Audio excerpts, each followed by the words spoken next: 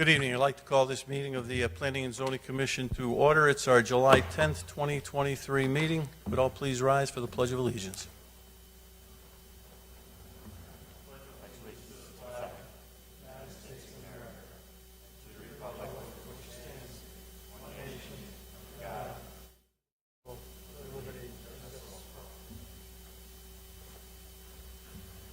And at this point in time, I'd like to introduce the members of the commission that are here this evening. To my immediate right is James Fitzsimmons, commission member. Next to Jim is Jeffrey Cohan, also a commission member. And to the far right of me is Jamie Hine, who's an alternate on the commission. To my immediate left is J.P. Vanoit, who's the vice chairperson. Next to J.P. is David Parent, who's a alternate. At the lower table is Cheryl Ann Tubby, who is our recording secretary, and next to Cheryl Ann is Kevin Pagini, our town planner, and I'm Jim Seichter, the chairperson. Before we get started on our agenda, there's two items that are not going to be heard this evening. First is a continuation of a public hearing, special permit nursing home to multifamily residential, 55 LLC, 55 Kondraki Lane. The applicant has requested a continuation to our August meeting. Apparently they would like some additional time to respond to comments made from our environmental planner. And the next one is it's a new business item. It's number 6. It's a site plan restaurant bar food trucks for Joe Flamini at 10 Mansion Road. Again, that one won't be heard this evening, as that still needs to have, I believe, correct me if I'm wrong, Mr. Pagini, but it needs wetland approval, or review at least by wetlands. Which brings us to our first item. It's a continuation of a public hearing, zoning text amendments that we started last month, presented by the Planning and Zoning Commission. Two of the items that were continued was addition to section 6.3, as well as an addition for reasonable accommodations. And Mr. Fitzsimmons, if you would please note all additional correspondence we may have for the first one as far as 6.3 and reasonable accommodation.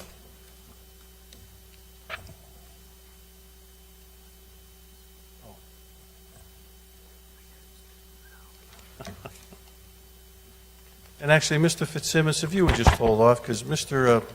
Benoit just reminded me we should approve some minutes. So the first is consideration for approval of our minutes of June 6, 2023. That's the workshop. Does any commission members have any additions, corrections? If none, I'd entertain a motion. Mr. Chairman, I make a motion that we approve the special meeting minutes for Tuesday, June 6, 2023 for Wallingford Planning and Zoning Commission, and the minutes for the one, just one? Yeah, just the first one. First, that's it. Second. I have a second by Mr. Fitzsimmons. All in favor? Aye. Any opposed? And abstentions? I was not at the workshop, so I abstain. Me either. And moving on.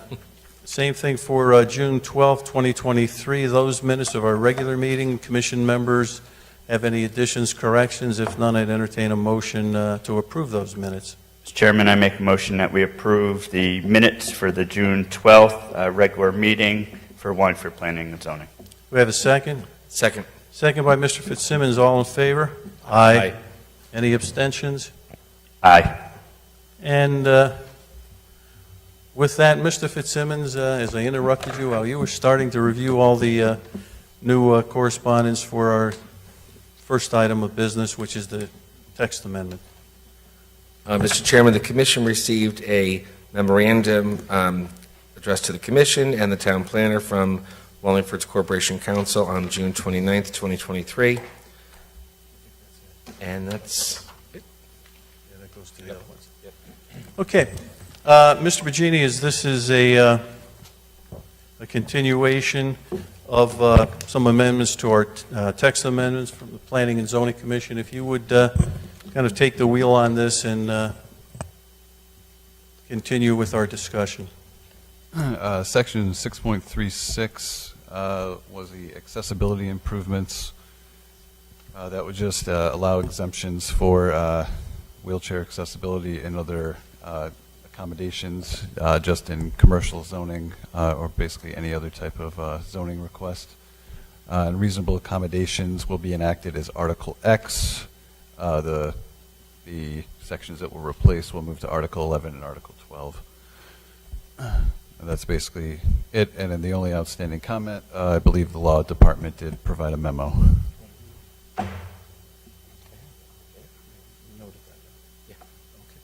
Any commission members with any questions, comments on these? I believe at our last meeting, we discussed both of these to some degree, and there was one question, I think it was on reasonable accommodation, that we were looking for some comments from our corporate counsel, which we received. Anybody like to comment? Mr. Cohen. Thank you, Mr. Chairman. Yeah, I was the one who brought this up at our last meeting because of comments that were made at the Regional Planning Commission where, one of the premier land use attorneys, stated that, the appeals by state, any appeals on this reasonable accommodation by state statute has to go to Zoning Board of Appeals. And we discussed, our regulations, and we had, planning and zoning would be the body that hears the appeals. So I questioned that. And, I read over Corporation Counsel's memo many times, actually. And I still don't think that I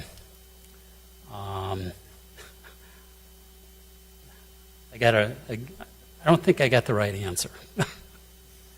At the regional planning meeting, the attorney said that we could actually have planning and zoning as, the appeal body, and then we discussed adding what the apparent state statute says where Zoning Board of Appeals needs to hear these appeals. So, not to get into a legal discussion with this, I think that I would be okay to put this to rest if we did include the Zoning Board of Appeals as part of our regulations. Now, I also went out to our, because honestly, there were a lot of things in the Corporation Counsel memo that I had questions on, and I don't think she is here to go over my concerns. But again, to get this approved as far as our regulations, if we had Zoning Board of Appeals, I'd be okay with that. I went back to our regular regulations, and I read the definition, the powers and duties of what the Zoning Board of Appeals is required. And, it says in our regulations, and, with the name of the board, Zoning Board of Appeals, our regulations actually say that this board would take appeals from our denials if somebody wanted to, get something approved for reasonable accommodations and we denied it.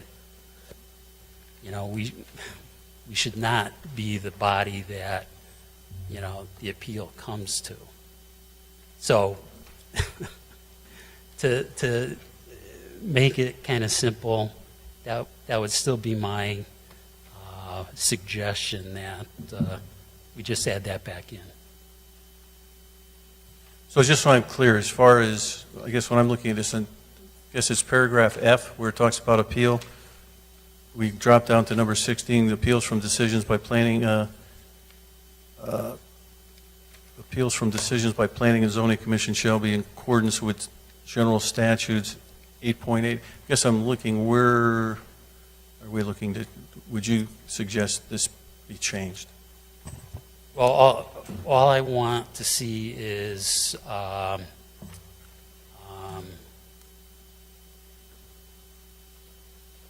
appeal shall be heard by the Planning and Zoning Commission at its next regular meeting if practicable.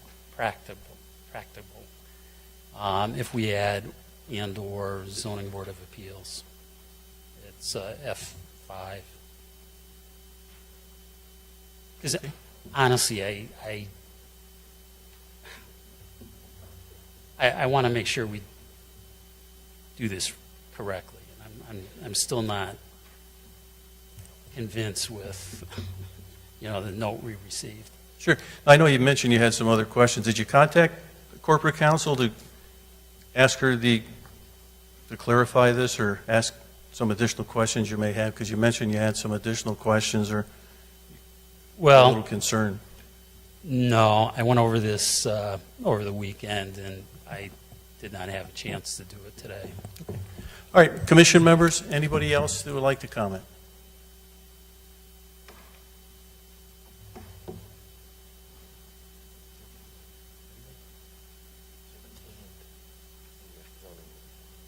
And/or. Yeah. And so the request, the suggestion is to add and/or zoning board of Yes. appeals. And then, and forgive me, but I just make sure I understand, who would decide who they appeal to? The person making the appeal could choose to go to the commission or the zoning board of appeals? Yes. Okay. I would probably, if we denied it, I don't think they would want to have an appeal by us, get Yeah. another. Yeah, and again, forgive me through you, Mr. Chairman, I guess the very first, I hear where you're going, but I think even the memo from the Corporation Counsel where she says, it is my understanding that it has been asserted that an appeal from a decision by the town planner on an application for an accommodation must go to the ZBA, and then she said there is no such legal requirement. So so I'm thinking it's the town planning office makes the decision. If they want to appeal, you're suggesting they could apply to the Planning and Zoning Commission or the Zoning Board of Appeals. Right. And the applicant would decide who to make the appeal to. Right. See that? Yeah. Well, No, I hear you. I'm just, it's unusual because rarely does the town planner have authority, because usually the authority is to Exactly. us. So that's what makes, Exactly. so I get where you're going, I believe, yeah. Exactly. And that's actually one of the question marks I had. I could support the and/or, but I'd still like clarification. So I don't know, Well, is it urgent that we do this now, or could we get some clarification from the town attorney? Or to allow you more time? Yeah, that would be fine. We actually have another, honestly, what I would have done is contacted the RPC to find out, Right. what the statement was from, again, the land use Speaker, attorney yeah. who made the comment. And I will see him on Thursday. Well, I guess I would suggest if we're going to continue this to, and it seems that's perhaps the direction we're going, that I guess I would recommend Mr. Cohan to to speak with our corporate counsel Yeah. and discuss this with her and the questions you may or may not have, concerning this. So that gives, I guess, everybody better clarity on this. Mr. Pagini, I take... Mr. Chairman, can I just, Oh, absolutely. yeah, thank you so much. I mean, I guess my concern would be having a choice as to where the applicant wants to go on an appeal. I'd be concerned about forum shopping and who, the applicant taking a look at either this commission or the ZBA and saying, oh, I might get a better result going to the ZBA as opposed to the commission, or vice versa. I think we should be clear as to where the appeal goes so that nobody afterwards can say that there was any sort of favoritism or forum shopping or anything like that. I really kind of, I'm not sure where I stand in terms of us or the ZBA at this point, but I do have some concern over leaving that kind of open-ended and leaving I would you know, agree an with you. I would agree with you, but again, if it's something we'd like to continue to for more clarification. Mr. Pagini, I take it there is no issue with that as far as timing or anything? She did mention it was hopefully going to be approved tonight, so. Yeah, hope springs eternal. But I know there may have been a deadline for. Excuse me? I know there may have been a deadline, but I don't know exactly what that deadline was. She just said it was, pretty urgent that it was approved soon. So I don't know. Well, again, I leave it to the commission members how they would like to proceed with that.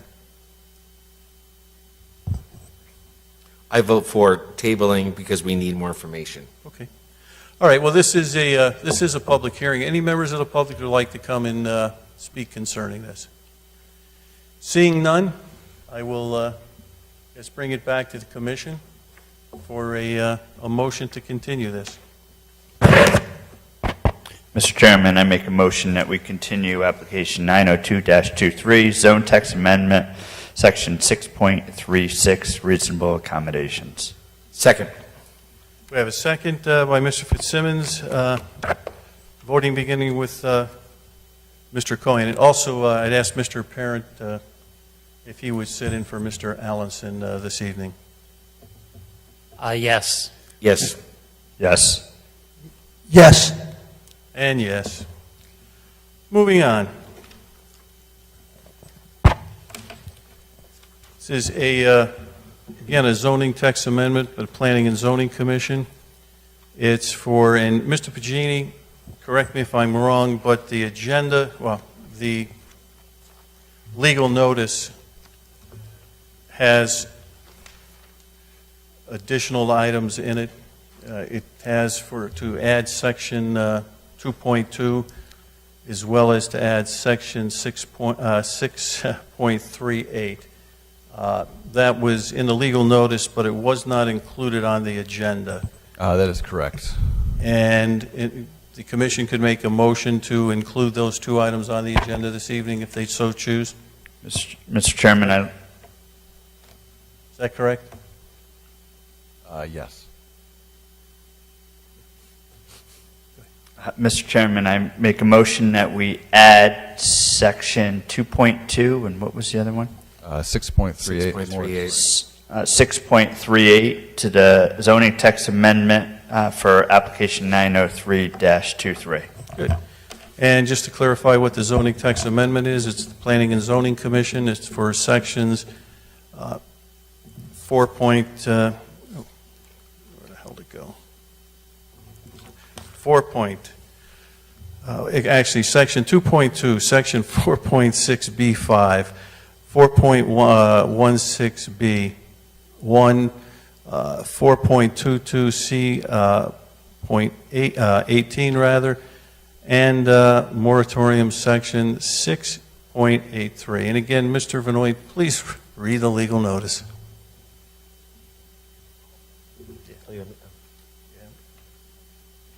I do. Oh, I got one.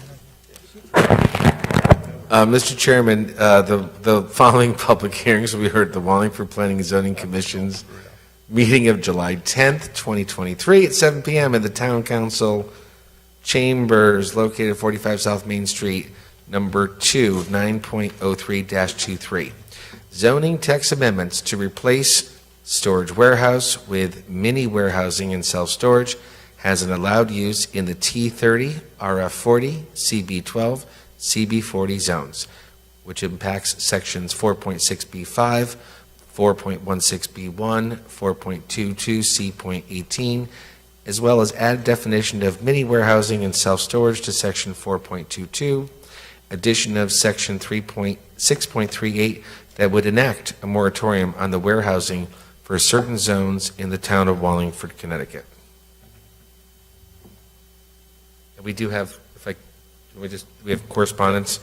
We have correspondence received from the Office of the Fire Marshal and correspondence received from the Planning Office. South Central. Oh, and I'm sorry. Correspondence. Correspondence that said, it's not signed, but I assume it's planning and zoning, that they've notified the municipalities of South Central Regional. That's all, Mr. Chairman. Is that correct, Mr. Pacini? Does this, That was the. did this come from the South All or Yes, this? that was from Scrog. They just didn't put it on letterhead. There was So. no letterhead on it. All right. Thank you, Mr. Fitzsimmons. Sorry. All right, again, Mr. Pacini, you have the wheel on this. So at the last workshop that some of the commission members were not present for, we decided to add a definition of mini warehousing and self-storage. So that would kind of open up some of the zones to allow certain warehousing uses. That would be the T30, RF40, CB12, and CB40. That would essentially replace storage warehouses as an allowed use with mini warehousing and self-storage. That would be sections 4.6B5, 4.16B, and that's an I, not 1. Sorry about the font. Then the 4.22C18. And then the new moratorium will affect the IX, Industrial Expansion Zone, the WI Watershed Interchange District, the I-40 and the I-20 Industrial Zoning Districts. And the current moratorium will expire on July 15th, so the new moratorium will replace that moratorium.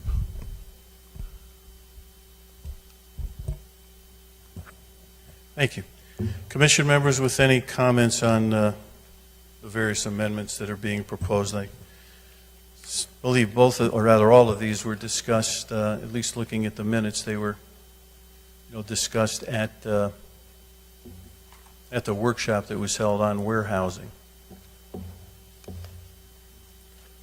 I'll just, if I could, Mr. Chairman, yeah, the night of the workshop, these were discussed at length by the members in attendance, and we had significant input from people who were there, and I'm in favor of these changes.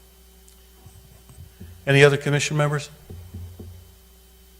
Guess I'd also comment that I'm certainly in favor of them. The changes to the regulations, as well as extending the moratorium on warehousing and the various zoning districts that are mentioned here.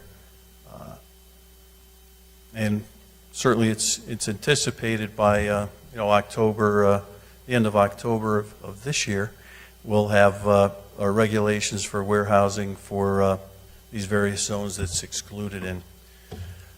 No other comments from commission members. Again, I'd go out to the public. This is a public hearing. Any members of the public would like to comment on the regulations?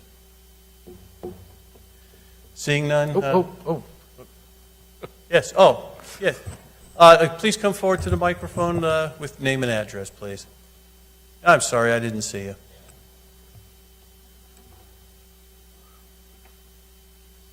Joan Munger, 15 Valley View Drive, Wallingford.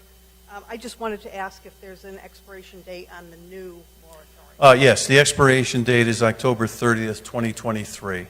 And will there be more workshops? Oh yeah, no, absolutely. No, that would be the intention.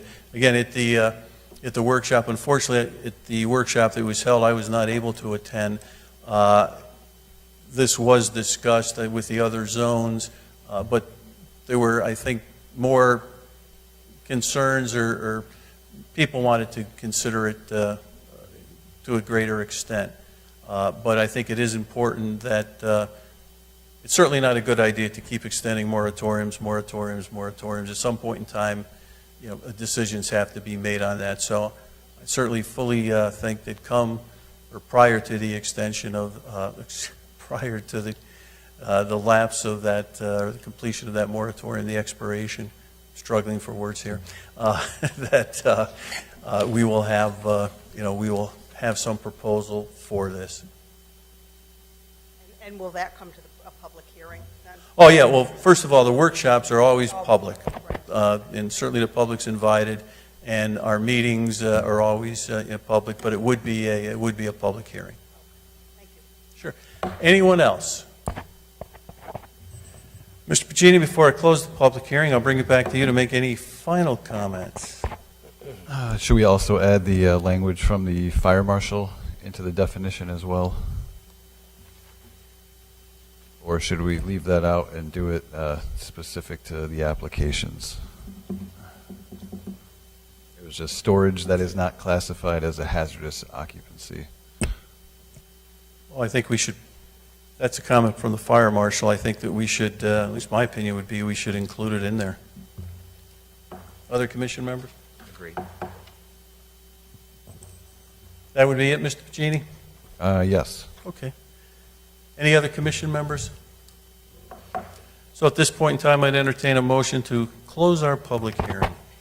Mr. Chairman, I make a motion that we close the public hearing for application 903-23, zoning text amendment, sections 4.6, point B, point 5, 4.16, point B, point L, was it L? L, and 4.22, point C, point 18. Do we have a second? Second. Second by Mr. Fitzsimmons, voting by Mr. Cohan. Yes. Yes. Yes. Yes.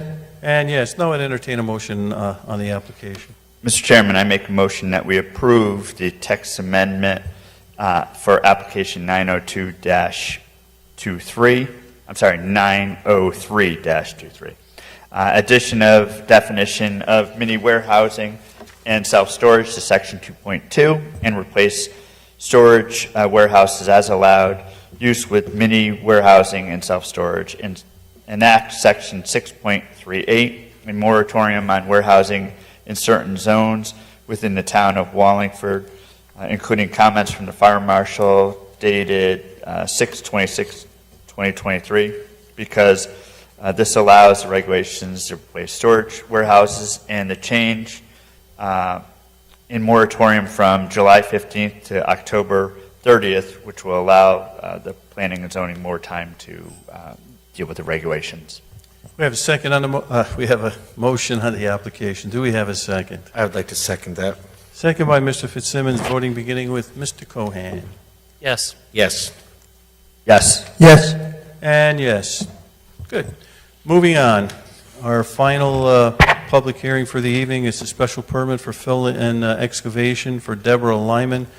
The agenda says 316, but North Brantford Road, but actually the legal notice indicates it's 415 North Brantford Road. If the applicant would please come forward to begin preparing for the presentation. And Mr. Fitzsimmons, got it right this time, you please read the legal notice and note all correspondence for the record. The Planning and Zoning Commission will hold the following public hearing. Number 1, 409-23, excavation and fill special permit request for Deborah Lyman to add approximately 400 cubic yards of fill at 415 North Brantford Road, zoned RU 120, Rural Residential Zone. Forgive me, I'm just looking for the attachments, sorry.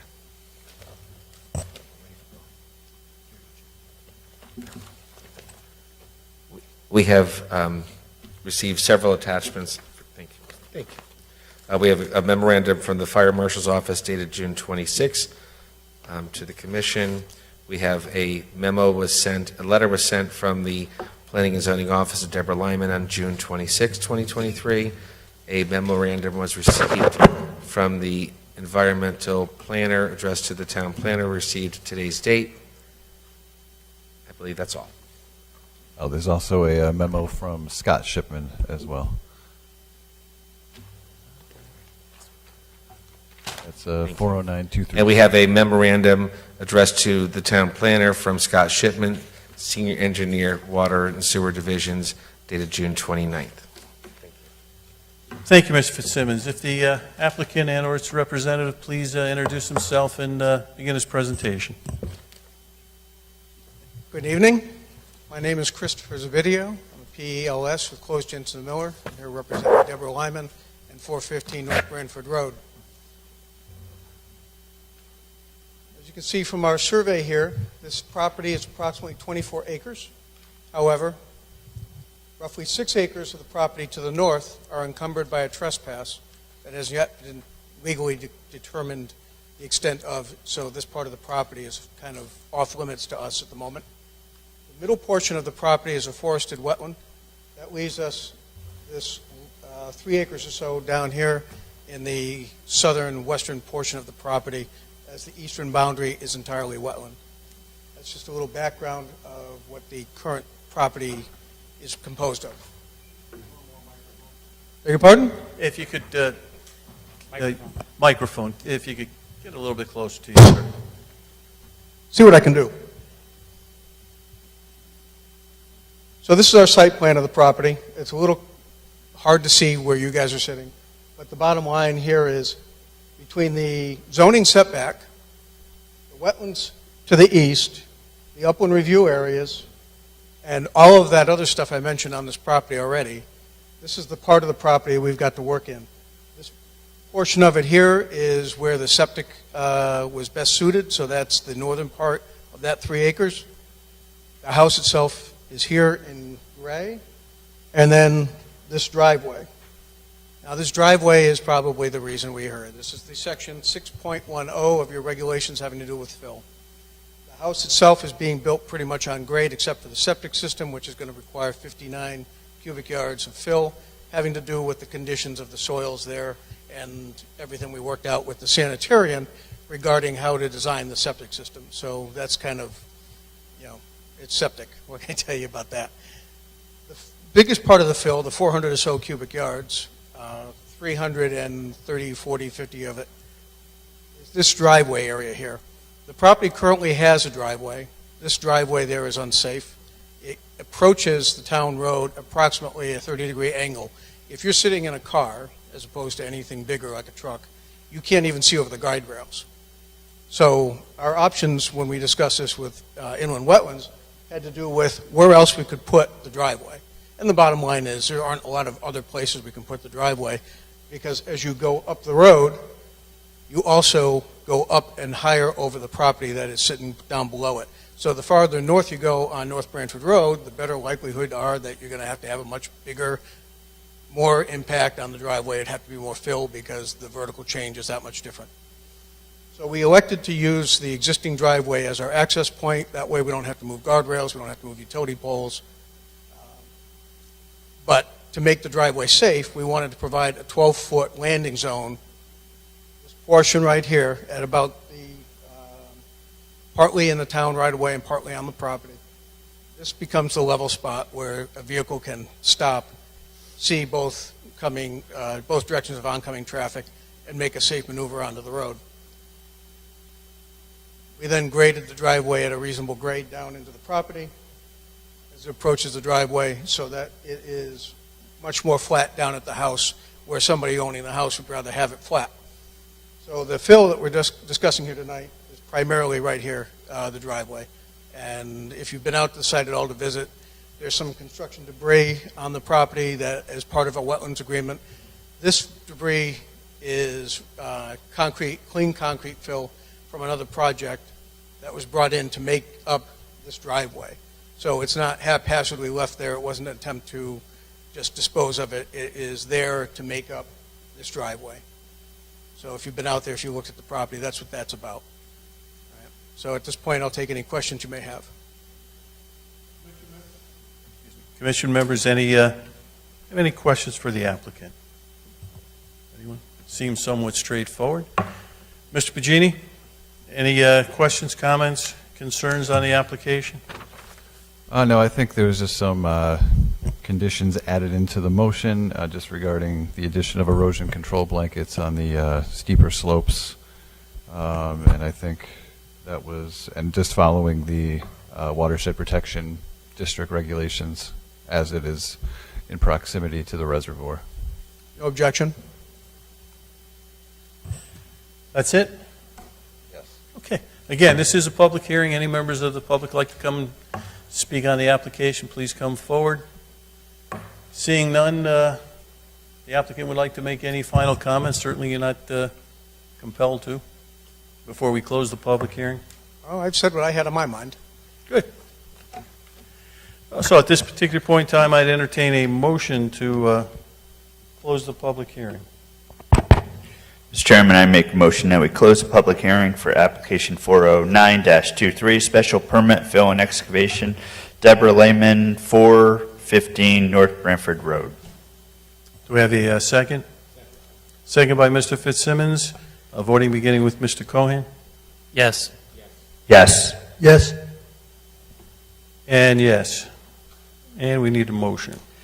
Mr. Chairman, I make a motion that we approve application 409-23, special permit, excavation fill at Lyman, 415 North Branford Road, special permit and site plan approval request to add approximately 400 cubic yards of fill at 415 North Branford Road for the construction of a single-family dwelling on plans entitled Proposed Subsurface Sewage Disposal System Plan and Zoning Location Survey Property of 415 North Branford LLC dated June 2nd, 2023, with the following conditions. 1, comment in interoffice memorandum from Senior Engineer Scott Shipman to the Planning and Zoning Commission dated 6/29/23. 2, comments from the Town Planner dated 6/26/2023.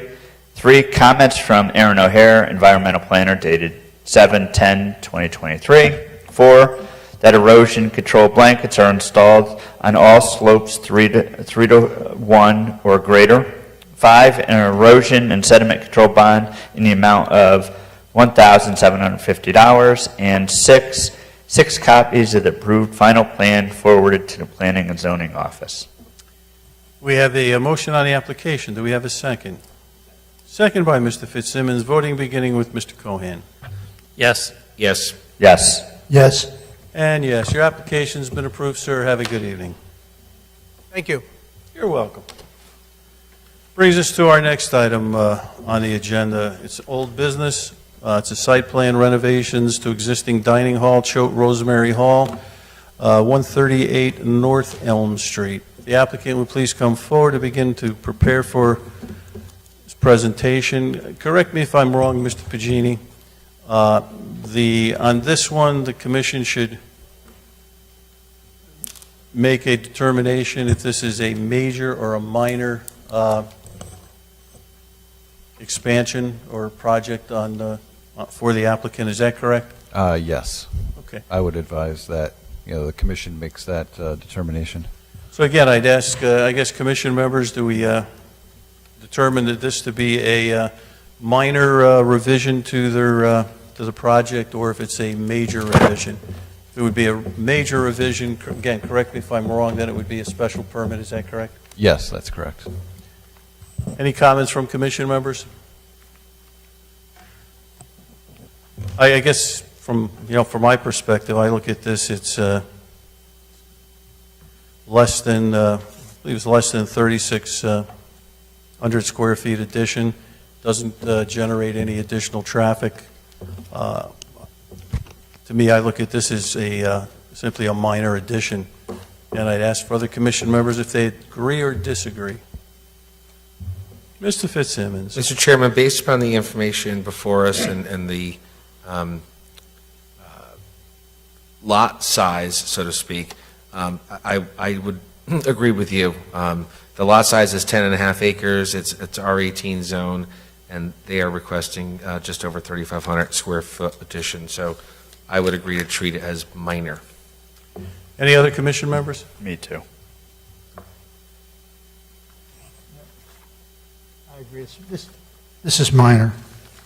I think it's do we need to make a motion on this, Mr. Pagini, or simply the concurrence from all commission members?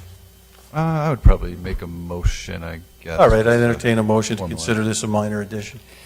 Mr. Chairman, I make a motion that application 213-23 be a minor alteration to the site plan. Do we have a second? Second. Second by Mr. Fitzsimmons, voting with Mr. Cohan. Yes. Yes. Yes. Yes. And yes, and with that, Mr. Fitzsimmons, if you would please note all correspondence for the record. Thank you. Our first correspondence, we received a copy of a variance issued on February 18th, 2023. We also have correspondence, a copy of an email from Mr. Saviva addressed to the town planner dated May 4th, 2023. We also have a copy of email sent from Rob Blanchard to CC to Kevin Pagini, dated May 16th, 2023.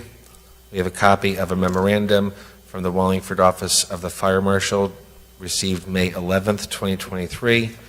We have a copy of a significant email with attachments from Rob Blanchard addressed to Kevin Bonini, dated June 22nd, 2023. We have a copy of a memorandum from the Office of Corporation Counsel addressed to the town planner, July 6, 2023. We have a copy of an email sent to the town planner's office dated 7/7/23 from Philip Euchre with attachments. And we received today two letters. One of them was addressed to the Town of Wallingford Planning and Zoning Commission, and it's signed off by Tawandi Taylor, class of 26. And we also received a letter, received today's date, from Amanda Bennett, another student at Choate, and that was received 7/10/23. That's it. Thank you, Mr. Fitzsimmons. If the applicant and/or its representative would introduce himself and begin his presentation. Thank you, Mr. Chairman. For your record, my name is Dennis Senaviva. I'm an attorney with the Senaviva Law Firm, 721 Broad Street in Meriden. To my left is Patrick Durbin, the Chief Financial Officer of Choate Rosemary Hall, who will be making part of the presentation, answering any questions that the Commission might have. The property, as filed, was 10.5 acres. You may have noted from reading the variance from the Zoning Board of Appeals that additional land has been added to this parcel so that it's now 10.8 acres in size. It has frontage on Christian Street to the north, North Elm Street to the east, Beaumont Avenue and Curtis Avenue to the south, and North Main Street to the west. The site is developed currently with 9 distinct buildings, the largest of which is Hill House, with the west wing of Hill House the focus of this application. And we've submitted plans that showing the existing servery/cafeteria and what is proposed as part of our application. So this evening, the applicant requests permission to expand the existing bump out along the southerly side of the west wing by 3,590 square feet in order to expand the existing cafeteria floor plan. The genesis of the proposal is set forth in the narrative that was provided to the Commission as part of our application. Certainly was supported by the letters from the students at Choate, but I will tell you that it was a desire to meet the changing needs of Choate students, particularly those who have food allergies and/or dietary restrictions.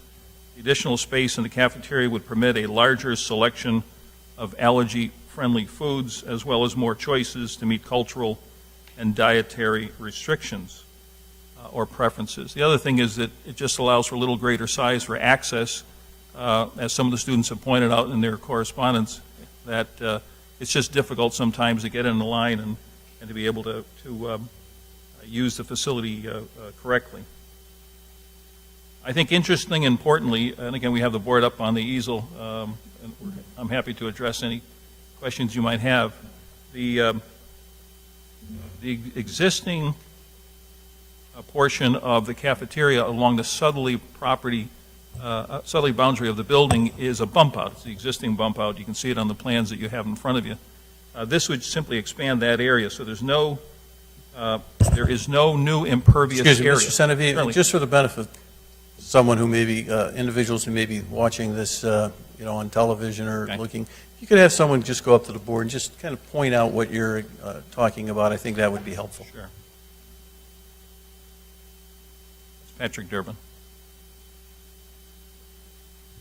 My name is Patrick Durbin, for the record, 333 Christian Street here in Wallingford. So on the existing site plan, this is the existing bump out. And the shaded area over here on, this is a proximity map, is the shaded area. So it is just extending this bump out, filling in a little bit of the, I guess, alley right over here. And this shows the same bump out right here. This is the newer portion. Thank you. So you'll see, and again, you probably have seen it by going out to the site, but there are no changes to the parking layout. There's no changes to the lighting that's already in place for those parking spaces. This is just an expansion on an already impervious area. It pretty much is paved for some deliveries, but they'd be handled differently under the plans that have been submitted to you. It is not a separate building, so it still remains the same number of buildings. It's the same materials, the same brick materials that are there for the west wing now.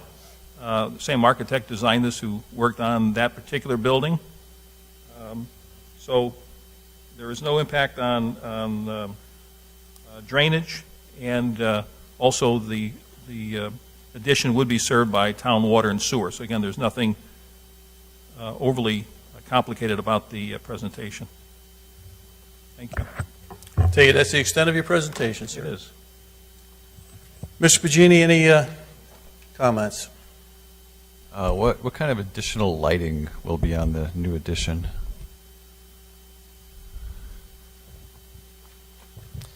There's existing lighting on that portion of the building, and I think the plan is just to extend it to light the area immediately surrounding the addition.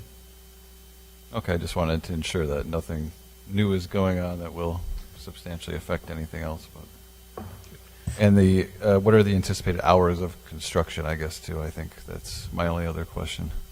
We would follow the Wallingford noise regulations like we do for typical projects, but typically it's scheduled for Monday through Friday, 7 to 3 are the majority of the hours. Commission members with questions for the applicant. Anyone? Mr. Fitzsimmons.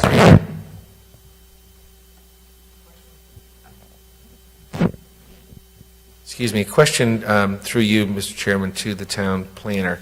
I know we received stuff when we walked in tonight on the table, which is not normal, but I don't see for this any comment or written comments from the engineer in town.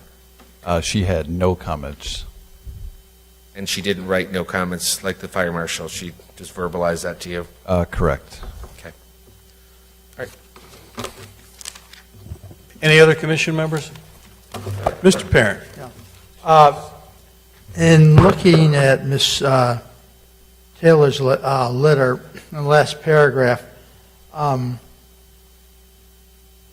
having gone to a residential preparatory school myself, the dining, the meals are very, very important. It's very important that they be leisurely, that it's a time to relax, that you come in and you're fed quickly, and you spend a fair amount of time in eating your meal, and then there's discussions afterwards. There's notices, and some businesses does take place.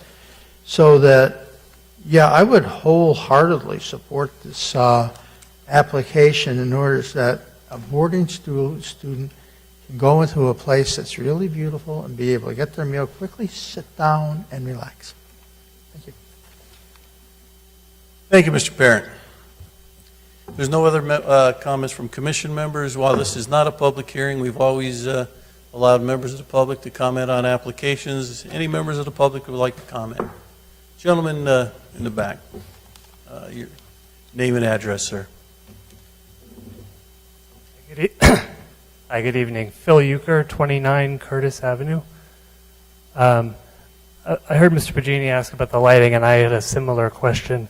When I looked at the elevation drawings, I noticed there were 6 features that weren't labeled around the upper part of the parapet. I don't know if you have a copy of those elevation drawings. My concern is that currently the lighting on the building is some sort of aftermarket floodlights which are put on there. Indeed, they shine through the second-story windows of my house. I was hopeful that those would be removed and be replaced by new lighting. I'm not sure if what I'm looking at in the drawing is new lighting. If it is new lighting, I'm not sure it's in compliance with the design standards of Section 611 in terms of height, regulating 14 feet maximum height for residential zones. So Gentlemen, like... could we have some clarification I'm sorry. on that? No, I didn't mean to interrupt you, sir. Is that... Okay. Gentlemen, like to address those comments or questions? Well, the lights will be compliant with whatever the requirements of your regulations are. The elevations show them being up around 25 feet above the parking lot. So will they be lowered to 14 feet? They would have to be, sir, they'd have to be compliant, and that would be the responsibility of the applicant as well as the town to make certain that they are compliant, sir. Thank you. You're welcome. Anyone else? Yes. Hi, my name is Lorraine Hilgen-Santa. I live at 238 North Elm Street. Just a little slower, please, and if you could pull the microphone a little bit closer to you. Thank A little you. better? My fine. name is Lorraine Hilgen-Santa, and I live on 238 North Elm Street. I am a Wallingford day student at Choate, and I am very much in favor of this renovation, as it is a benefit to people such as myself in the Wallingford community. Day students are able to eat 3 meals a day. In this survey, this is not just an issue for people you do not know, this is also an issue for day students and faculty and staff of the Wallingford community. In this survey, all boarding students, day students, as well as faculty and staff families have a chance to eat together, which makes this space a little bit crowded. Even though the student body has not gotten larger, the school community has difficulties serving lunch in a timely manner. This forces students to skip lunch sometimes. This is not an uncommon issue at all. There have been times myself where I have decided it's going to take too much time to get lunch in the dining hall. I've also seen this impact students' health. So this renovation is about improving the student experience as well as a way to help students avoid wellness issues. Lastly, our Choate community is a very diverse community, and it has many different dietary restrictions for health or cultural reasons. And the current configuration of the servery is not equipped to offer the variety of dining options our community requires. So a new updated facility would greatly benefit the students as well as faculty and staff families. I hope you can hear how many benefits would come from this improvement of the Choate servery, and I hope you guys can understand the pros and cons and how the pros seem to outweigh the cons. Thank you so much for your time and attention. I hope you all have a great night. Thank you. Anyone else?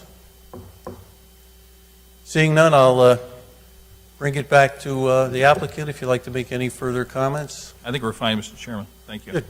At this point in time, if there's no further comments, questions from commission members, yeah, Mr. Hunt. I don't really have a question for the applicant. I'm fine with the application. The only question I have is, and this is, I guess, more procedural than anything. If we approve this, and this addresses, I think, Mr. Euchre's concern, if we approve this with lights showing, 25 feet, with a plan with lighting 25 feet high, is that then approved, or do they then have to, and I don't think this is going to be the situation, but if the applicant wanted to say, hey, listen, our plan showed lighting that was 25 feet high, and it was approved by the commission, and we're just being consistent with our plan. Is that a problem for us, or how does that? No, we could. I think we can make it a condition of approval that it has to comply with the lighting regulations. Correct, yeah. Fair enough, Mr. Pacini? Yeah, Yes. I think that's. Yeah, no, I appreciate you bringing that up. That would be under 611G3. So just if you want to condition it on 611G3. If I might, Mr. Chairman, I'll tell you that we're looking at the drawing now, the elevation, and and they appear to be vents, off of the parapet. Excuse me? Or scuppers, vents or scuppers, but if they're lights, they'll be at whatever the height is required. So you've indicated they're not lights, is that right? Well, we can just add that. I assume you would not have a problem with that being a condition of approval. That is correct, Mr. Chairman. Okay, good. If there's no other comments, yes. Mr. Fitzsimmons. Mr. Chairman, just a question. As I said, I guess we have a lot of correspondence on this, but it's a really small addition. Because of other things going on at Choate, can you give me a rough idea of the building timeline? Because I know, people, there's neighbors, there's traffic, students, parking. Just this is not a huge addition, but you don't want all of a sudden to have a parking issue. What's your proposed timeline if approved? Sure. It's roughly 6 to 9 months of building time. So our goal is to do site utility relocation this summer and get the footings in the ground. So then next summer we can come back and be as efficient as possible with that timeline. So it'd be a year away from approval The to majority of the work, yes. opening. Yeah. Okay. Thank you. That it? Yes. Thank you. You're welcome. At this point in time, I've entertained a motion on the application. Mr. Chairman, I make a motion that we approve application 213-23, site plan approval for Choate Rosemary Hall to construct a 3,590 square foot addition to an existing dining hall on plans entitled Main Dining Hall Servery Renovation dated 5/5/2023, subject to 1, an erosion and sediment control bond in the amount of $2,500. 2, 6 copies of the approved final plan forwarded to Planning and Zoning Office. And 3, lighting needs to comply with local regulations on lighting in section 6.11.G.3. We have a motion on the application. Do we have a second? Second? Second, Mr. Fitzsimmons, voting beginning with Mr. Cohan. Yes. Yes. Yes. Yes? And yes, the application's been approved. Have a good evening. Thank you. You're welcome. All right, Mr. Pagini, take us through the rest of the agenda, if you would, please. Bond releases and reductions, that can be released. I went out and inspected that, and it's all fully done, and it looks nice. All right, I entertain a motion to release the site plan bond for O'Reilly Auto Parts at 320 South Colony Street. Do we have a motion on that? Mr. Chairman, I make a motion that we release the bond on application 202-22, site plan O'Reilly Auto Parts, 320 South Colony Street. Do we have a second? Second. Second by Mr. Fitzsimmons. All in favor? Aye. Any opposed? Any abstentions? Moving on. Administrative approvals, any questions on those? ZBA decisions, we just had one of the decisions in front of us. The notice for the July 17th ZBA meeting, if you have questions on that. Any questions on that?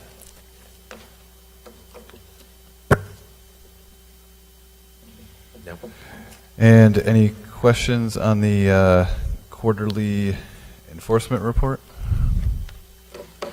It was essentially stipulated judgment for cheap auto. We went out, looked at if they were in compliance with their judgment. They had some issues to correct. There's also some other issues with over parking in the Connecticut right-of-way on that property. Many of the other violations this month were of similar nature. Basically, a lot of car dealerships parking cars in the right-of-way and over parking. I'm guessing due to inventory for the summer. And just basic enforcements, unpermitted expansions. That's basically it lately. A lot of just minor sign regulation violations as well. Anyone with any questions? Mr. Fitzsimmons? Could we have in the next quarterly report either a separate attachment or at least a paragraph talking about the current zoning violations or enforcement actions that are been referred to the law office? Yes. Thank you. Thank you. All right. Mr. Chairman? Sure. Yeah, I have a Going. comment, too. I just want to kind of follow up with something that Mr. Fitzsimmons has been bringing up the last couple of meetings about, the Walmart back entrance exit to Route 5, North Colony. I happen to drive by there quite a bit, and I understand that there's been a lot of attempts at enforcing, the basic one-way out. I just want to know where we stand with that, because That one is. that's a dangerous little turn-in right now, the way they have it marked. Oh, no, I completely agree with you. We referred it to OSTA, who was supposed to be enforcing it. They in turn sent it back to us. We notified the local traffic authority, who was the police. They sort of pushed it back on zoning. So as of right now, there's an open violation of the site plan. So we thought the state would take care of it, but they pushed it back on us. So we do have an open violation out, and if we don't hear anything within the next couple weeks, we're going to send probably a cease and desist, and at least because it is extremely dangerous, I completely agree. So not something we're taking lightly. We took action immediately, and we pretty much got nowhere with OSTA or the state. I believe Allison is still following up as well with the state. I mean, but the bottom line is we haven't gotten any cooperation from. Correct. Yep. No cooperation as of yet. Can we have I'm just being facetious here, can we have Public Works go out with with paint and a paintbrush? If it comes down to that, yes. Yeah, I mean, I would. Yeah. If I could add, Mr. Chairman and Mr. Cohen, as recently as yesterday, I saw an 18-wheeler exit. Oh, yeah. Yeah, so it is this southernmost driveway, which was approved as an entrance only off of 5, and then when Walmart restriped the parking lot, they created a entrance exit.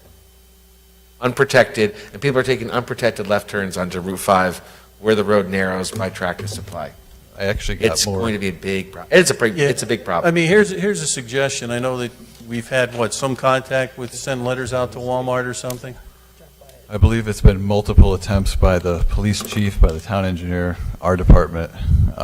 Still nothing. Did they actually walked out there? I don't say walked out there. Had they gone and spoken with the general manager at Walmart, or are we just sending letters?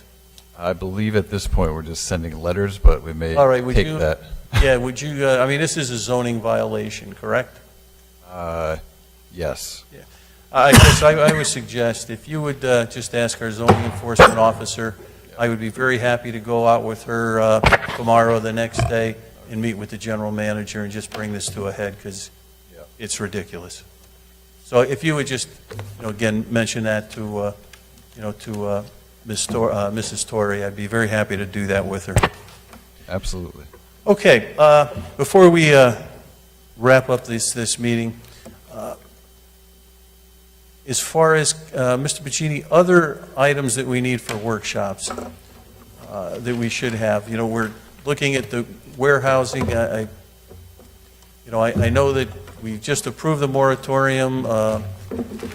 Somehow I have a feeling October 30th is going to come quicker than what we think. So I think we need to be thinking about, I know it is the summer, I get all of that, but I think we have to, give some consideration, perhaps in August to have another workshop on that.